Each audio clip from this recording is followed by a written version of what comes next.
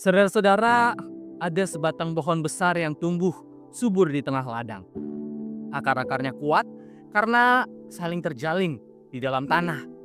Namun ketika ada satu cabang mulai merasa lebih penting dan menolak berbagi zat makanan dengan cabang yang lain, daun-daunnya perlahan mengering. Pohon itu hampir mati. Sampai akhirnya hujan turun dan seluruh pohon kembali menyatu, menyalurkan air ke setiap bagian. Tidak lama kemudian, pohon itu berbuah lebat. Saudara-saudara, ilustrasi ini menggambarkan bahwa berkat Tuhan kadang menjadi kurang bisa dinikmati ketika tidak ada cinta di hati. Ketika salah satu cabang tidak mau berbagi, tidak mau mengasihi cabang yang lain, maka satu pohon yang bisa kena dampaknya bisa jadi layu, mengering, atau mungkin mati. Begitu juga dalam kehidupan berkeluarga. Saudara-saudara, Kejadian 3 menggambarkan suasana pertama kali manusia jatuh dalam dosa. Taman yang dulu damai kini dipenuhi rasa takut karena tidak ada cinta dalam sebuah relasi keluarga pertama. Suami menyalahkan istri, istri menyalahkan ular, dan hubungan dengan Tuhan menjadi rusak. Inilah keluarga pertama di dunia menurut Alkitab yang retak karena dosa, menjauhkan relasi dari cinta dan membuat berkat tidak terasa. Namun justru di tengah keretakan itu, Tuhan datang dengan janji. Tuhan tidak menunggu Adam dan Hawa menjadi sempurna baru Ia datang, tetapi Tuhan datang ketika keluarga itu sedang rusak. Tuhan tahu bahwa untuk memulihkan dunia, Ia harus mulai memulihkan hati keluarga. Karena itu, kita perlu terus bergumul dengan Tuhan ketika ada hal yang kurang sesuai dalam relasi berkeluarga kita. Percayalah saudara-saudara, bahwa Tuhan selalu berusaha memperbaiki relasi. Apalagi ketika itu adalah relasi keluarga. Tuhan juga menyampaikan janjinya di ayat 15. Ketika Tuhan berkata kepada ular, "Aku akan mengadakan permusuhan antara engkau dan perempuan ini, antara keturunanmu dan keturunannya. Keturunannya akan meremukkan kepalamu dan engkau akan meremukkan tumitnya." Saudara-saudara, ayat ini sering dikenal dengan istilah proto-evangelium atau kabar baik pertama dari Tuhan kepada manusia. Dan ternyata kabar baik pertama dari Tuhan adalah tentang keluarga. Tuhan menyatakan janji pengharapannya lewat keluarga, lewat keturunan. Dan itu artinya Tuhan masih percaya dan selalu percaya pada keluarga.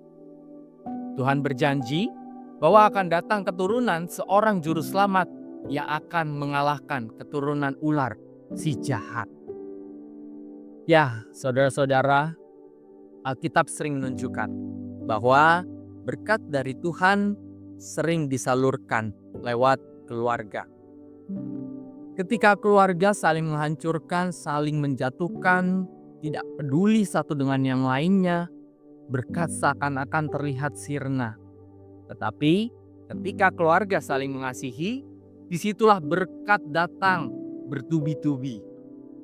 Seperti kisah lainnya, di Alkitab ada kisah tentang seorang yang bernama Yusuf dan keluarganya.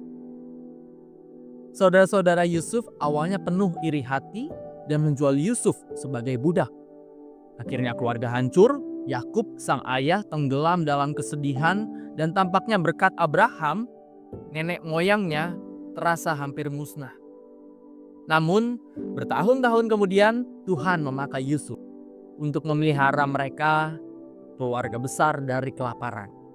Dan ketika Yusuf mau mengampuni saudara-saudaranya, barulah berkat Tuhan kembali mengalir dalam keluarga itu. Bahkan keluarga mereka dipakai Tuhan untuk menjadi berkat bagi orang-orang Israel dan orang-orang di Mesir. Karena itu saudara-saudara, ketika kita merasa ada nih yang perlu diperbaiki dalam relasi berkeluarga kita dengan anggota keluarga kita yang lainnya, kita perlu terus melibatkan Tuhan. Yang cintanya terus disalurkan lewat keluarga, yang berkatnya terus dibagikan di dalam keluarga. Jangan sampai membuat berkat tak bisa dinikmati karena tak ada cinta di hati. Dan saya akan menutupnya dengan sebuah puisi. Keluarga, sebuah lembaga yang sangat berharga, ciptaan Sang Maha Kuasa. Lembaga kecil yang Allah titipkan untuk saling memberi pengertian, meski kadang ego terselipkan, membuat saling tidak memperhatikan. Berisikan beragam anggota yang harusnya melahirkan cinta. Tak harus selalu menuntut dan meminta ketika kasih Allah menjadi mahkota.